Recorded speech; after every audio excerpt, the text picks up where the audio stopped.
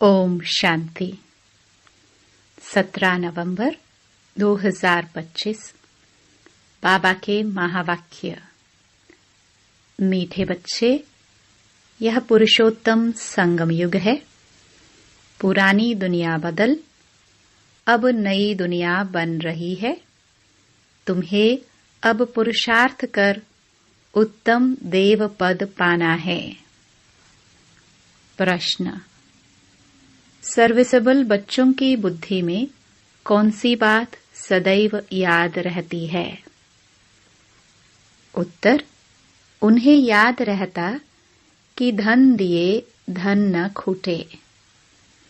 इसलिए वह रात दिन नींद का भी त्याग कर ज्ञान धन का दान करते रहते हैं, थकते नहीं। लेकिन अगर खुद में कोई अवगुण होगा तो सर्विस करने का भी उमंग नहीं आ सकता है। ओम शांति। मीठे मीठे रूहानी बच्चों प्रति बाप बैठ समझाते हैं। बच्चे जानते हैं परमपिता रोज रोज समझाते हैं, जैसे रोज रोज टीचर पढ़ाते हैं। बाप सिर्फ शिक्षा देंगे, संभालते रहेंगे, क्योंकि बाप के तो घर में ही बच्चे रहते हैं, माँ बाप साथ रहते हैं। यहाँ तो यह वंडरफुल बात है। रूहानी बाप के पास तुम रहते हो। एक तो रूहानी बाप के पास मूल वतन में रहते हो, फिर कल्प में एक ही बार बाप आते हैं बच्चों को वर्षा देने व पावन बनाने, सुख व शांति देने। तो जरूर नीचे आकर रहते होंगे। इसमें ही मनुष्यों का मुंझारा है। गायन भी है, साधारण तन में प्रवेश करते हैं। अब साधारण तन कहाँ से उड़कर तो नहीं आता, जरूर मनुष्य के तन में ही आते हैं। सो भी बताते हैं, मैं इस तन में प्रवेश करता हूँ। तुम बच्चे भी अब समझते हो, बाप हमको स्वर्ग का वर्षा देने आए हैं। जरूर हम लायक नहीं हैं, पतित बन गए हैं। सब कहते भी हैं, हे पतित पावन आवो, आकर हम पतितों को पावन बनावो। बाप कहते हैं, मुझे कल्प कल्प पतितों को पावन करने की ड्यूटी मिली हुई है। हे बच्चों, अब इस पतित दुनिया को पावन बनाना है। पुरानी दुनिया को पतित, नई दुनिया को पावन कहेंगे। गोया पुरानी दुनिया को नया बनाने बाप आए हैं। कलयुग को तो कोई भी नई दुनिया नहीं कहेंगे। यह तो समझ की बात है ना। कलयुग है पुरानी दुनिया। बाप भी आएंगे जरूर पुराने और नए के संगम पर। जब कहाँ भी तुम यह समझाते हो तो बोलो, यह पुरुषोत्तम संगम युग है। बाप आया हुआ है।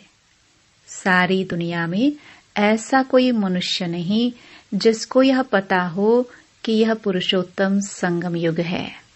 जरूर तुम संगम युग पर हो, तब तो समझाते हो। मुख्य बात है ही संगम युग की, तो पॉइंट्स भी बहुत जरूरी है। जो बात कोई नहीं जानते वह समझानी पड़े। इसलिए बाबा ने कहा था, यह जरूर लिखना है कि अब पुरुषोत्तम संगम युग है। नए युग अर्थात सतयुग के चित्र भी हैं। मनुष्य कैसे समझे कि यह लक्ष्मी नारायण सतयुगी नई दुनिया के मालिक हैं। उनके ऊपर अक्षर जरूर चाहिए, पुरुषोत्तम संगम युग। यह जरूर लिखना है, क्योंकि यही मुख्य बात है। मनुष्य समझते हैं कलयुग में अभी बहुत वर्ष पड़े हैं, बिल्कुल ही घोर अंधियारे में हैं। तो समझाना पड़े, नई दुनिया के मालिक यह लक्ष्मी नारायण है। यह है पूरी निशानी। तुम कहते हो इस राज्य की स्थापना हो रही है। गीत भी है, नवयुग आया, अज्ञान नींद से जागो। यह तुम जानते हो, अब संगम युग है, इनको नवयुग नहीं कहेंगे। संगम को संगम युग ही कहा जाता है। यह है पुरुषोत्तम संगम युग, जबकि पुरानी दुनिया खत्म हो और नई दुनिया स्थापन होती है। मनुष्य से देवता बन रहे हैं, राजयोग सीख रहे हैं। देवताओं में भी उत्तम पद है ही इन लक्ष्मी नारायण का। यह भी है तो मनुष्य, इनमें दैवी गुण है, इसलिए देवी देवता कहा जाता है। सबसे उत्तम गुण है पवित्रता का, तब तो मनुष्य देवताओं के आगे जाकर माथा टेकते हैं। ये सब पॉइंट्स बुद्धि में धारण उनको होगी जो सर्विस करते रहते हैं। कहा जाता है, धन दिए धन न खूटे।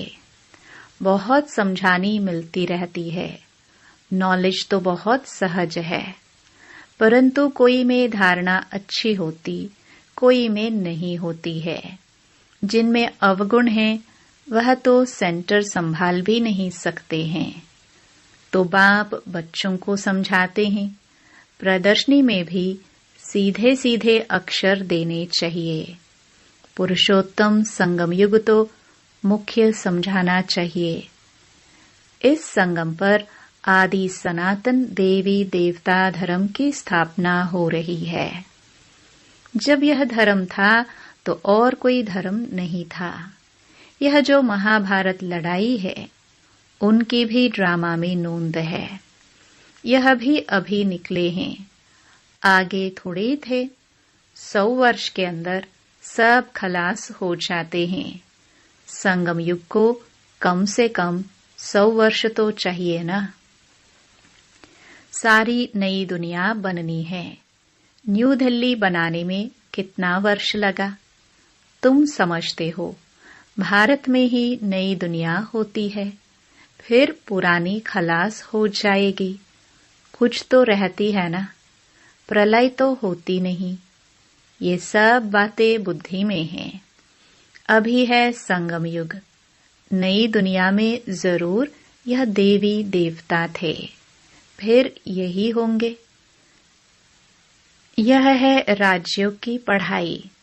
अगर कोई डिटेल में नहीं समझा सकते हैं तो सिर्फ एक बात बोलो, परमपिता परमात्मा जो सबका बाप है, उनको तो सब याद करते हैं। वह हम सब बच्चों को कहते हैं, तुम पतित बन पड़े हो, पुकारते भी हो, हे पतित पावन आओ। बरोबर कलयुग में है पतित, सतयुग में पावन होते हैं। अब परमपिता परमात्मा कहते हैं, देह सहित ये सब पतित संबंध छोड़ मामेकम याद करो तो पावन बन जाएंगे। यह गीता के ही अक्षर है भी गीता का युग। गीता संगम युग पर ही गाई हुई थी, जबकि विनाश हुआ था। बाप ने राजयोग सिखाया था, राजाई स्थापन हुई थी, फिर जरूर होगी। यह सब रूहानी बाप समझाते हैं ना। चलो इस तन में न आए और कोई में भी आए, समझानी तो बाप की है ना।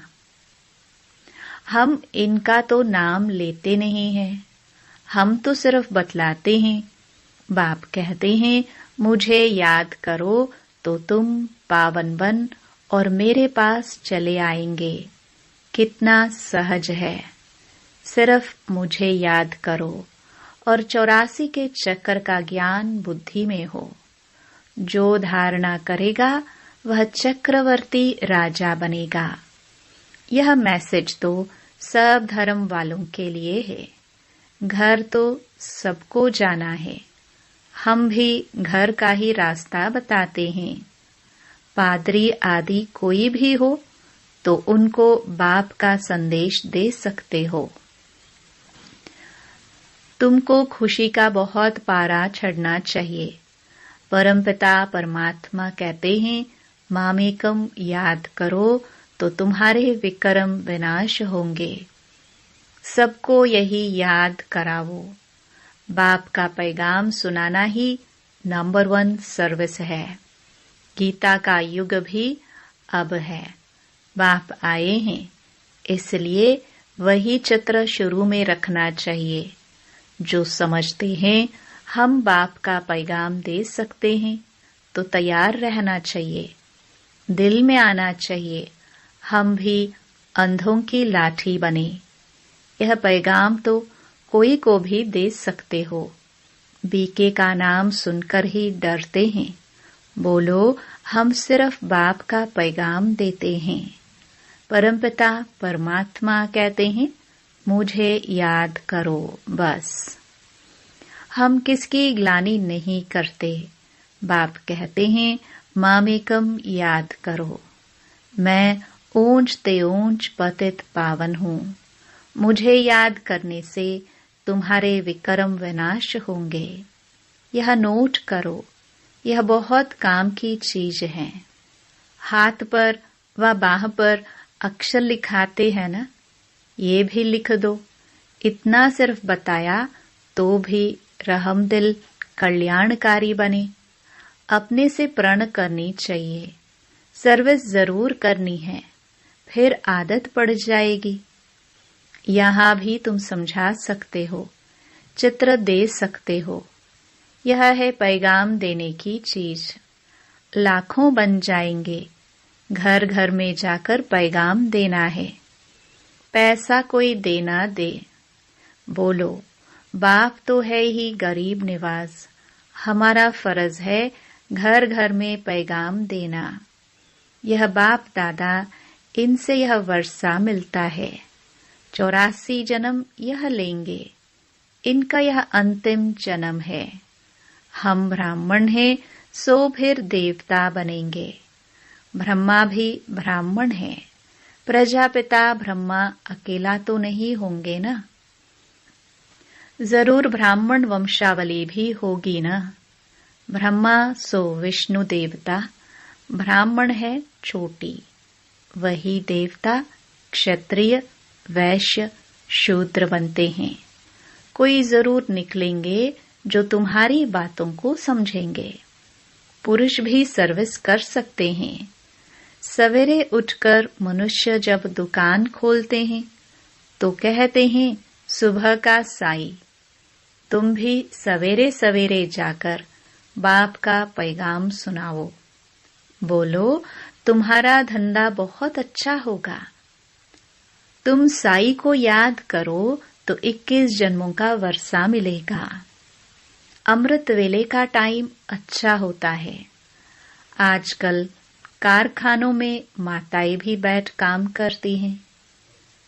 यह बैज भी बनाना बहुत सहज है। तुम बच्चों को तो रात दिन सर्विस में लग जाना चाहिए। नींद हराम कर देनी चाहिए। बाप का परिचय मिलने से मनुष्य धन के बन जाते हैं। तुम किसको भी पैगाम दे सकते हो। तुम्हारा ज्ञान तो बहुत ऊंचा है। बोलो हम तो एक को याद करते हैं। क्राइस्ट की आत्मा भी उनका बच्चा था।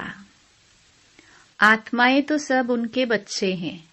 वही गॉड फादर कहते हैं कि और कोई भी देहधारियों को मत याद करो। तुम अपने को आत्मा समझ मामेकम याद करो तो विक्रम विनाश हो जाएंगे। मेरे पास आ जाएंगे। मनुष्य पुरुषार्थ करते ही हैं घर जाने के लिए, परंतु जाता कोई भी नहीं। देखा जाता है बच्चे अभी बहुत ठंडे हैं। इतनी मेहनत पहुंचती नहीं। बहाना करते रहते हैं। इसमें बहुत सहन भी करना पड़ता है। धर्म स्थापक को कितना सहन करना पड़ता है। क्राइस्ट के लिए भी कहते हैं, उनको क्रॉस पर चढ़ाया। तुम्हारा काम है सबको संदेश देना। उसके लिए युक्तियां बाबा बताते रहते हैं। कोई सर्विस नहीं करते हैं तो बाबा समझते हैं धारणा नहीं है। बाबा राय देते हैं कैसे पैगाम दो। ट्रेन में भी तुम यह पैगाम देते रहो। तुम जानते हो हम स्वर्ग में जाते हैं, कोई शांति धाम में भी जाएंगे ना। रास्ता तो तुम ही बता सकते हो। तुम ब्राह्मणों को ही जाना चाहिए। है तो बहुत, ब्राह्मणों को कहाँ तो रखेंगे ना। ब्राह्मण, देवता, क्षत्रिय, प्रजापिता ब्रह्मा की औलाद तो जरूर होंगे ना। आदि में है ही ब्राह्मण। तुम ब्राह्मण हो ऊंच ते ऊंच। वह ब्राह्मण है कुख वंशावली। ब्राह्मण तो जरूर चाहिए ना, नहीं तो प्रजापिता ब्रह्मा के बच्चे ब्राह्मण कहाँ गए। ब्राह्मणों को तुम बैठ समझाओ तो वह झट समझ जाएंगे। बोलो तुम भी ब्राह्मण हो, हम भी अपने को ब्राह्मण कहलाते हैं। अब बताओ तुम्हारा धर्म स्थापन करने वाला कौन। ब्रह्मा के सिवाय कोई नाम ही नहीं लेंगे। तुम ट्रायल कर देखो। ब्राह्मणों के भी बहुत बड़े बड़े कुल होते हैं। पुजारी ब्राह्मण तो ढेर हैं। अजमेर में ढेर बच्चे जाते हैं। कभी कोई ने समाचार नहीं दिया कि हम ब्राह्मणों से मिले। उनसे पूछा तुम्हारा धर्म स्थापन करने वाला कौन। ब्राह्मण धर्म किसने स्थापन किया। तुमको तो मालूम है सच्चे ब्राह्मण कौन है। तुम बहुतों का कल्याण कर सकते हो। यात्राओं पर भक्त ही जाते हैं। यह चित्र तो बहुत अच्छे हैं। लक्ष्मी नारायण का। तुमको मालूम है जगदम्बा कौन है, लक्ष्मी कौन है। ऐसे ऐसे तुम नौकरों, भिलिनियों आदि को भी समझा सकते हो। तुम्हारे बिगड़ तो कोई है नहीं जो उन्हों को सुनाए। बहुत रहमदिल बनना है। बोलो तुम भी पावन बन पावन दुनिया में जा सकते हो। अपने को आत्मा समझो। शिव बाबा को याद करो। शौक बहुत होना चाहिए किसको भी रास्ता बताने का। जो खुद याद करते होंगे वही दूसरों को याद कराने का पुरुषार्थ करेंगे। बाप तो नहीं जाकर बात करेंगे। यह तो तुम बच्चों का काम है। गरीबों का भी कल्याण करना है। बेचारे बहुत सुखी हो जाएंगे। थोड़ा याद करने से प्रजा में भी आ जाए, वह भी अच्छा है। यह धर्म तो बहुत सुख देने वाला है। दिन प्रतिदिन तुम्हारा आवाज जोर से निकलेगा। सबको यही पैगाम देते रहो। अपने को आत्मा समझ, बाप को याद करो। तुम मीठे मीठे बच्चे पद्मा पदम भाग्यशाली हो। जबकि महिमा सुनते हो तो समझते हो, फिर भी कोई बात की फिक्रात आदि क्यों रखनी चाहिए। यह है गुप्त ज्ञान, गुप्त खुशी। तुम हो इनकॉग्निटो वॉरियर्स। तुमको अननोन वॉरियर्स कहेंगे और कोई अननोन वॉरियर्स हो नहीं सकता। तुम्हारा दिलवाड़ा मंदिर पूरा यादगार है। दिल लेने वाले का परिवार है ना। महावीर, महावीरनी और उनकी औलाद, यह पूरा पूरा तीर्थ है। काशी से भी ऊंची जगह हुई। अच्छा, मीठे मीठे सिखिलदे बच्चों प्रति मात पिता बाप दादा का याद प्यार और गुड मॉर्निंग। रूहानी बाप की रूहानी बच्चों को नमस्ते। धारणा के लिए मुख्य सार। पहला, घर घर में जाकर बाप का प्रोग्राम देना है। सर्विस करने का प्रण करो, सर्विस के लिए कोई भी बहाना मत दो। दूसरा, किसी भी बात की फिक्रात नहीं करनी है, गुप्त खुशी में रहना है। किसी भी देहधारी को याद नहीं करना है, एक बाप की याद में रहना है। वरदान, कल्याणकारी बाप और समय का हर सेकंड लाभ उठाने वाले निश्चय बुद्धि निश्चिंत भव। जो भी दृश्य चल रहा है उसे त्रिकालदर्शी बनकर देखो। हिम्मत और उल्लास में रह स्वयं भी समर्थ आत्मा बनो और विश्व को भी समर्थ बनाओ। स्वयं के तूफानों में हिलो मत, अचल बनो। जो समय मिला है, साथ मिला है, अनेक प्रकार के खजाने मिल रहे हैं, उनसे संपत्तिवान और समर्थवान बनो। सारे कल्प में ऐसे दिन फिर आने वाले नहीं हैं, इसलिए अपनी सब चिंताएं बाप को देकर निश्चय बुद्धि बन सदा निश्चिंत रहो।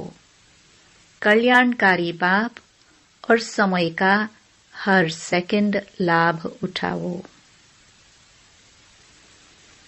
स्लोगन, बाप के संग का रंग लगाओ तो बुराइयां स्वतः समाप्त हो जाएंगी। अव्यक्त इशारे, अशरीरी व विदेही स्थिति का अभ्यास बढ़ाओ।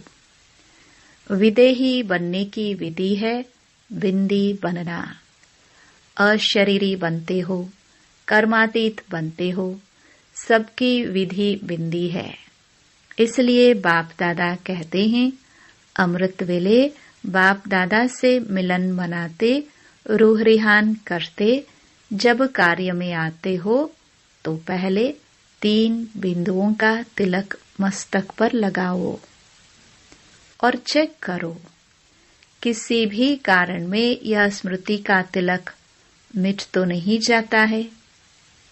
अविनाशी अमिट तिलक रहे।